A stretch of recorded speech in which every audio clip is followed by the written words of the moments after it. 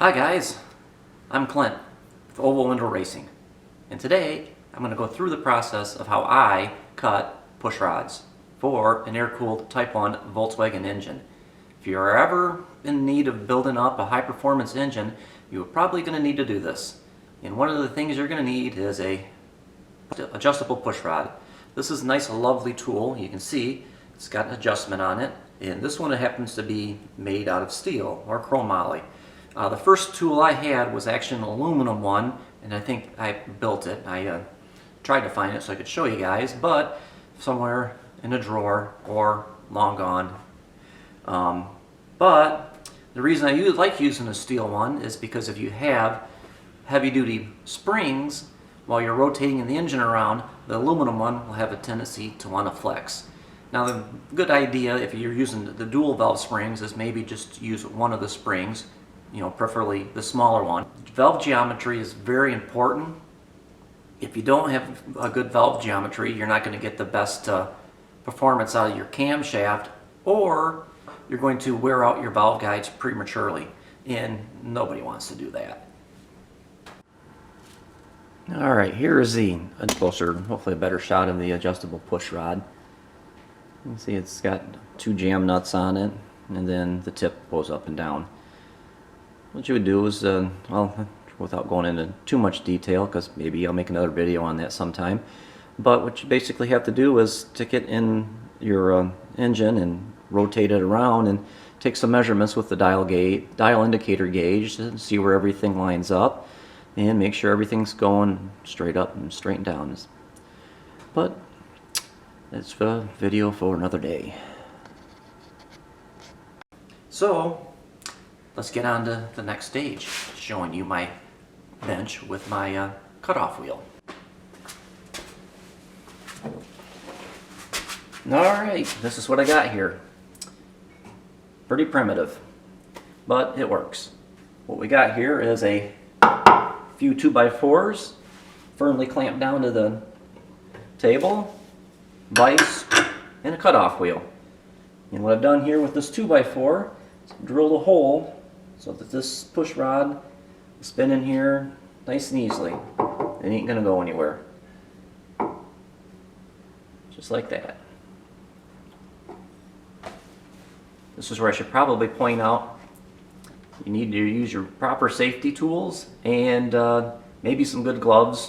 Here's the push rods I'll be working with today. Unfortunately, my buddy picked these up and I have no idea who makes these. They look really nice ones. They come different sizes, different lengths. You can buy them pre-assembled, unassembled. Usually when you're cutting them, you buy ones that are unassembled. Here's another set that Bug Pack built. I always liked the good old Bug Pack chromoly push rods. Unfortunately, Bug Pack's not around anymore, so tells you kind of how old these are. The reason I'm not running these because they were too short. So my buddy had to get a different set, and he probably went with a different company.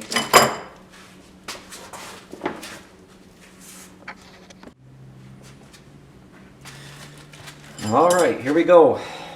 Always, how's the saying go? Double check twice, measure twice. Looks like it's good to go.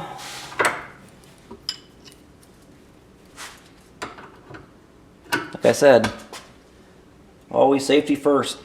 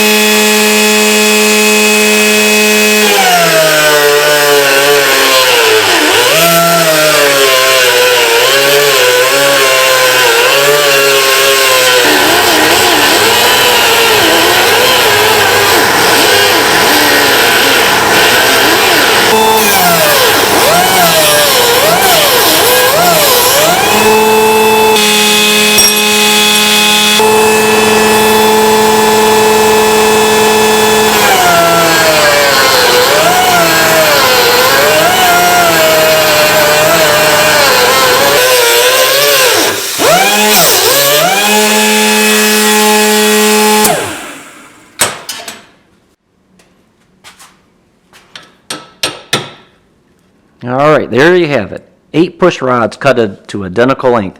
Now the next step is going to be to deburr them, wash them, and assemble them.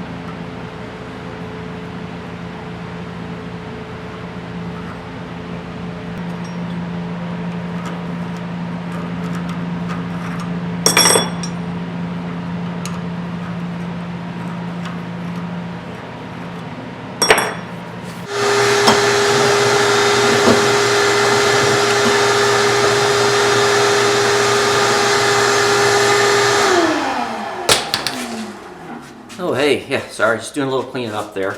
Got all them cut, got them all deburred, and I will have to make a correction from my intro. These are aluminum. They're actually CB Performance Super Duty aluminum push rods. I contacted my buddy who purchased them and sent them to me.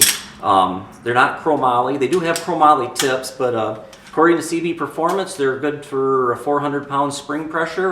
They're the strongest push rods that they claim to be on the market, and I'll leave a link down below if you decide you want to check them out. Now, let's go give them a good washing.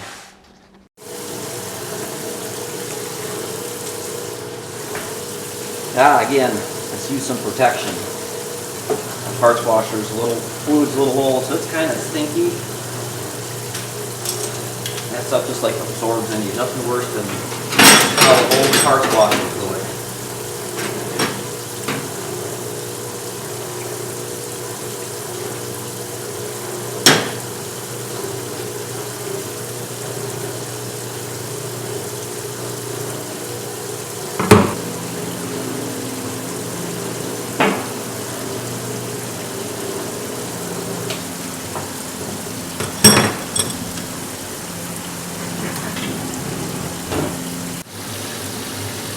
Alright, again, we're going to be using some compressed air here again, so it's probably a good idea to get your eye protection on.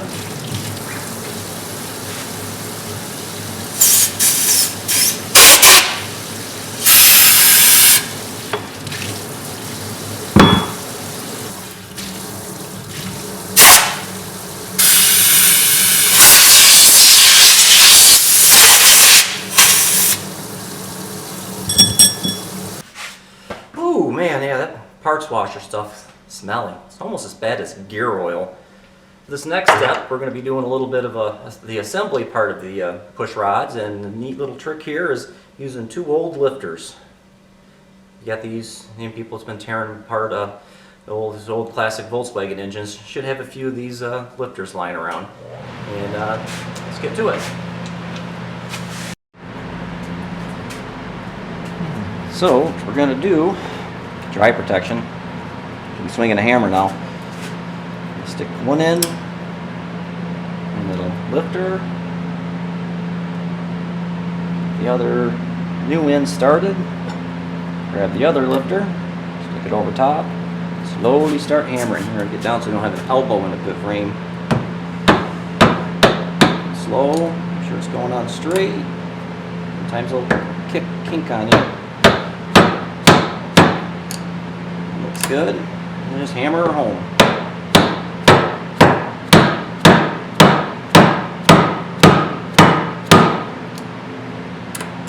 Sometimes you'll hear the different tone in the hammer usually means he's set, seated. Yep. All right, let's do another one.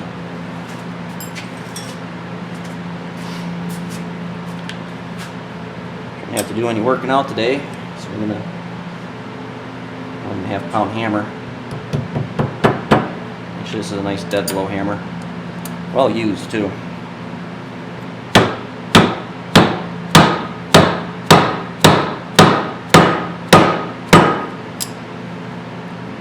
Right home.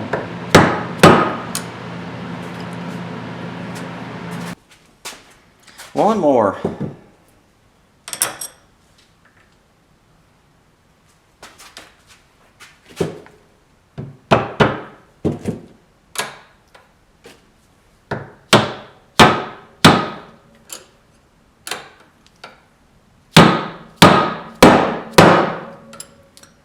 Just like that. Well, there you have it. I don't need those anymore. 8 beautiful aluminum push rods. Again, like I'd like to point out, these are a CB Performance product. I've always pretty much run bug pack in the past, but you know, they haven't been in business for, I don't know, quite a few years now. And next best thing, well actually probably better, is CB Performance. I do run quite a few of their stuff on the car back here I'm sitting on. This is my first time experience with their Super Duty aluminum push rods, and I'd be really interested to find out how my buddy likes them as soon as they get his engine finished up.